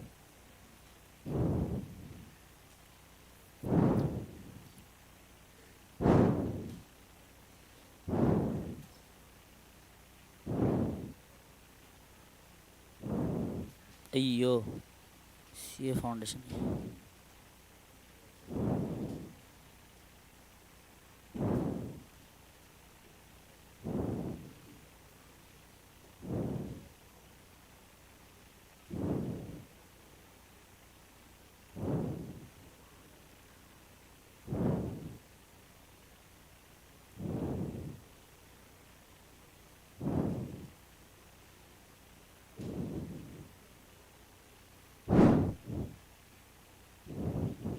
चल देखते हैं फटाफट फटाफट फटाफट फटाफट। आइए, quantity demanded is a flow concept, dash means desire backed by the necessary purchasing power, demand dash demand is also known as direct demand, autonomous demand. According to the law of demand there is dash relationship between price and quantity, direct demand है ना, हाँ, inverse. Who propounded law of demand? Alfred Marshall. Goods that exhibit direct price demand relationship, price बढ़ेगा demand बढ़ेगा, price कम demand कम, ये होता है exception of law of demand में। यहां पर एक्सेप्शन मुझे नजर आ रहा है given goods. In case of inferior goods, if income rises, demand, the exception of law of demand are Veblen, Giffen, both. Demand curve in case of inferior good is upward sloping positively. Sir, inferior goods, ऐसा curve है sir. ये price बढ़ेगा, price बढ़ेगा, quantity बढ़ेगा, price बढ़ेगा, quantity बढ़ेगा, price कम, quantity कम। तो ये किसके केस में सर? इंफीरियर गुड्स के केस में demand curve is upward sloping positively related, answer is both. Normal goods have zero income elasticity, negative income elasticity, fluctuating income elasticity, positive income elasticity. Positive income elasticity, income बढ़ेगा quantity बढ़ेगा, income बढ़ेगा quantity बढ़ेगा sir, वाकई। If the price of orange juice increase, demand of Apple juice will, क्योंकि ये कौन से goods है? ये सब्स्टिट्यूट गुड्स है सर। सब्स्टिट्यूट गुड्स के केस में अगर हम डिमांड की बात करें तो वहां पर डायरेक्ट रिलेशन है, तो ऑरेंज जूस का प्राइस इंक्रीज होगा तो एप्पल जूस का क्वांटिटी इंक्रीज होगा। When price of complementary product falls, the demand for the other product will increase. यहां पर डिमांड के केस में कॉम्प्लीमेंट्री गुड्स के सिचुएशन में इनवर्स रिलेशन है सर। आगे बढ़ते हैं. Upward movement along the demand curve takes place due to contraction, expansion, change other than price, none. Contraction in demand. Downward movement along the same demand curve takes place due to expansion in demand. When demand increases due to fall in price is called as demand increase due to fall in price. Price की वजह से हो रहा है मतलब शन होगा. Increase हो रहा है मतलब expansion होगा. Increase in demand due to the change in other things is called as shift of demand curve. Shift in demand curve to the right takes place due to favorable conditions. Reduction in tax results into shift of demand curve towards right. Demand बढ़ेगा ना, tax कम होगा तो ज्यादा खर्चा होगा, demand बढ़ेगी. Cross elasticity of unrelated product will be 0. Scooter and burger. Scooter महंगा होने से बर्गर के क्वांटिटी पे फर्क पड़ता नहीं. Dash tells us the rate of change in the demand elasticity. If the price of burger rises from 12 to 20 piece as a result of which the daily sales decrease from 300 to 200. बात समझो. Q2 minus Q1 upon P2 minus P1 into P1 upon Q1. Q2 कितना है? 200. 200 minus 300 upon 20 minus 12 into original price 12 upon original quantity 300. बरोबर. तो अगर इसको calculate किया जाए तो 100 upon 8 into 12 upon 300.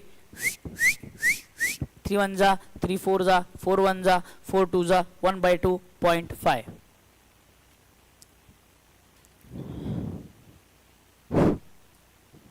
कॉपी करना है, कॉपी करो पटकनी. कैसा? पटकनी.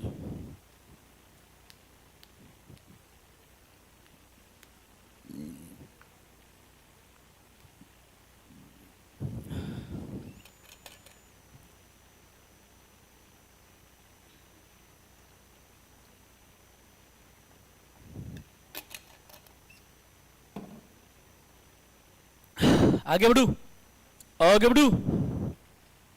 Demand curve in unitary elastic demand is called as unitary elastic demand rectangular hyperbola.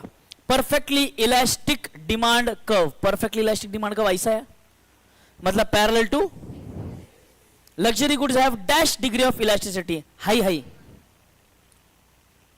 Point elasticity was propounded by Marshall. Elasticity between 2 points. Arc elasticity between 2 points ना. Point elasticity अपन ने ये देखा था ना, ऐसा था, यहाँ पे एक पॉइंट है ना. आर्क इलास्टिसिटी मैंने वो डायग्राम नहीं बनाया था ऐसा वाला, ये वाला और ये वाला, ये दोनों के बीच की इलास्टिसिटी निकाल रहे हैं अपन, वो चक्कर वाला.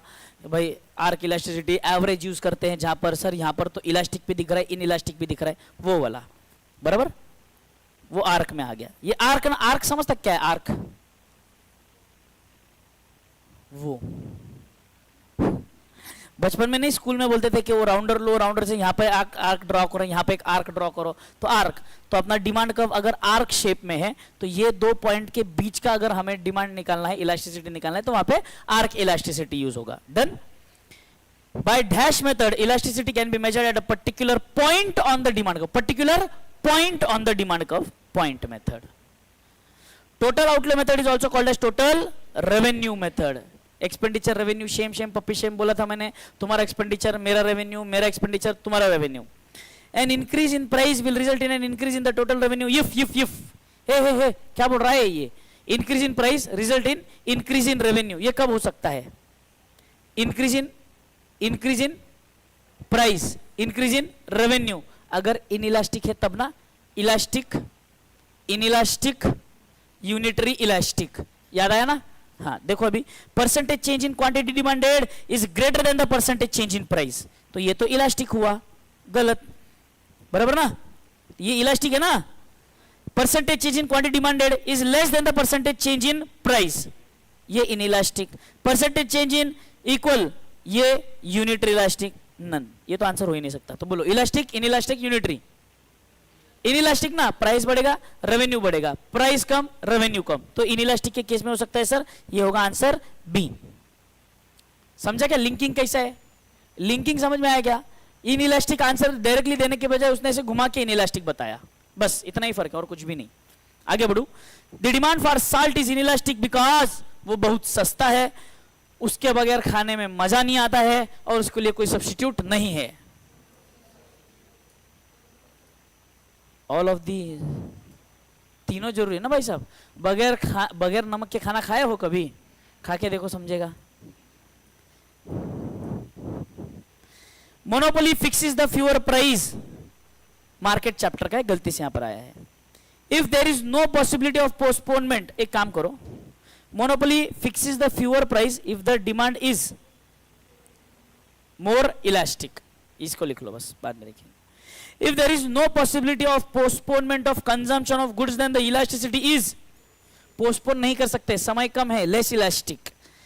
Printer and cartridge will have less elastic ना, complementary goods है, चिटका हुआ है सर, प्रिंटर ले आए तो अभी क्या ऑप्शन है क्या? कार्ट्रिज लेना ही पड़ेगा, कितना भी महंगा क्यों ना पड़े, कितना भी सस्ता क्यों ना पड़े, लेस इलास्टिक है सर।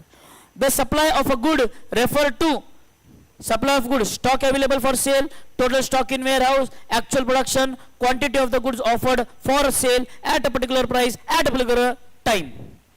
ज्यादा प्रिसाइज डी है ना, सब बता रहे हैं ना, क्वांटिटी बता रहे हैं, प्राइस बता रहे हैं, टाइम बता रहे हैं। The supply curve slopes upward from left to right when two or more goods are produced together by a single firm is called as joint supply. एक साथ दो प्रोडक्ट्स बना के बेच रहे हैं। Following is not a factor affecting supply. Price of good, हाँ, related good, हाँ, cost of production, हाँ, number of buyers, ना। Number of buyers supply को थोड़ी affect करेगा। The supply curve slopes upward left to right. Repeated question है। Increase in supply due to increase in price is expansion. Price है ना, खत्म। Fall in quantity supplied due to unfavorable factors. Decrease in supply. Upward movement along the supply curve is called as expansion. If proportionate change in supply is equal to the proportionate change in price, it is called as unitary elastic supply. A horizontal supply curve parallel to quantity axis implies that the elasticity of supply is infinite. Which of the following have highly inelastic supply? Perishable, durable, elite class consumption, all of the above. Perishable goods, है ना? When demand increases, supply remains constant. Equilibrium price will. When demand increase ना, इधर देखो, इधर देखो, इधर देखो, देखो ना, अरे देखो तो, देखा क्या? ये डिमांड सप्लाई, ये ओरिजिनल इक्विलिब्रियम, बराबर? इसने क्या बोला, क्या रहेगा sir? Increase, demand increase, supply constant, demand increase, supply constant. तो ये इसको मैंने छेड़ा क्या, सिर्फ डिमांड को आगे शिफ्ट कर दिया ना मैंने। तो देखो अब ये आपका नया equilibrium price and quantity, the remains constant, equilibrium price will, समझ में आया क्या अभी? When increase in demand equals increase in supply, equilibrium price will remain same. अरे जितना क्वांटिटी बढ़ा है उतना ही सप्लाई भी बढ़ा ना, तो क्वांटिटी इक्वल टू सप्लाई रहेगा तो इक्विलिब्रियम प्राइस वही रहेगा, उसमें चेंज आएगा? Equilibrium price is the price at which quantity demand equal to quantity supply, quantity demand more than quantity supply, quantity demand less than quantity supply, नो ने ए। Done, done, done. MTP वाले questions आपके लिए ये होंगे home के ऊपर work. Done, done, done, done, done.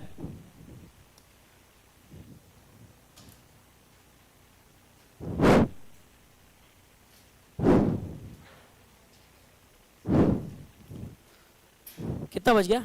हाँ, अच्छा सुनो, कल क्या है? फ्राइडे, फ्राइडे ना, कल तुम्हारा टेस्ट है, इस पे, इसी एमसीक्यूज पे टेस्ट रहेंगे, जैसा का वैसा पेपर आएगा, डिमांड के ऊपर टेस्ट, ये डिमांड सप्लाई के ऊपर टेस्ट आएगा कल के कल।